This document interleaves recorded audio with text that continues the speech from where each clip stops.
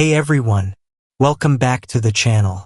In today's video, I'll show you how to get a Stripe virtual card in 2025, step by step.